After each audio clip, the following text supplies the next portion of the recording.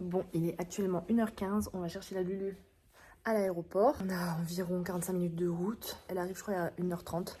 Donc normalement, on devrait être dans les temps. Bon, alors là, je vous mets sur pause, car ça ne s'est pas du tout passé comme prévu. Du moins, comme moi je l'avais prévu. Ma sœur venait me rendre visite pour une quinzaine de jours. On est donc allé à l'aéroport pour la récupérer. Et là, qui vois-je derrière elle ? Ma maman. Quelle surprise! J'étais loin de m'imaginer cela. Ma sœur ayant déjà visité la Californie, je n'avais pas prévu un planning précis. Mais puisque pour ma maman c'était la première fois, mes plans se sont vus bouleversés. Il était inimaginable qu'elle reparte sans avoir vu tous mes coins préférés. Alors je vous embarque avec nous pour vous montrer en images tout ce que l'on peut voir de la Bay Area et ses alentours en 2 semaines. Alors pour récapituler, ma maman et ma sœur étaient là du mercredi 13 mars au samedi 30 mars, ce qui fait environ 15 jours. Bon, alors pour faciliter les choses, ce que j'ai fait, c'est une to-do list des choses à faire dans la Bay Area. Et pas que, un peu plus loin, vous allez le voir.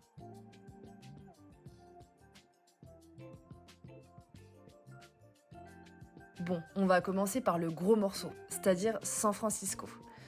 Il y a tellement de choses à voir à San Francisco, mais bien sûr, on va prendre la chose la plus célèbre selon moi, c'est le Golden Gate Bridge. Donc on peut le voir depuis plusieurs plages, vous le verrez en vidéo. Il y a également le Pier 39, c'est un ponton avec plein de magasins, des endroits pour manger et on y voit même des otaries.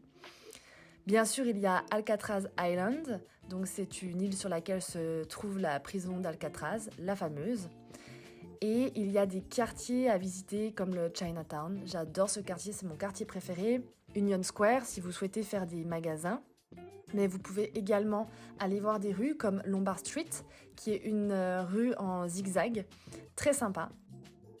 Il y a les Painted Ladies qui offrent une vue incroyable sur de jolies maisons de San Francisco avec en arrière-plan le centre-ville de San Francisco. Et on retrouve d'autres quartiers comme Castro et plein d'autres encore.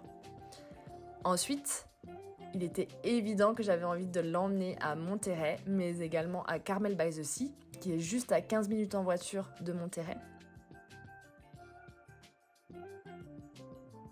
Puis, étant dans la Silicon Valley, il est tout naturel pour moi de leur faire visiter Google, mais aussi Apple. On n'a pas fait Facebook, mais on aurait pu. Bien sûr, on a aussi visité Stanford University. Cette université est incroyable et ça rappelle vraiment les universités qu'on peut voir dans les films américains. Et cette université est tellement belle qu'on a envie de reprendre ses études. On s'est également baladé dans les alentours parce qu'il faut savoir qu'il y a plein de trails dans la Bay Area, des trails vraiment sympas et pour tous les niveaux. J'avais aussi envie de leur montrer des redwoods qui sont les plus hauts arbres du monde.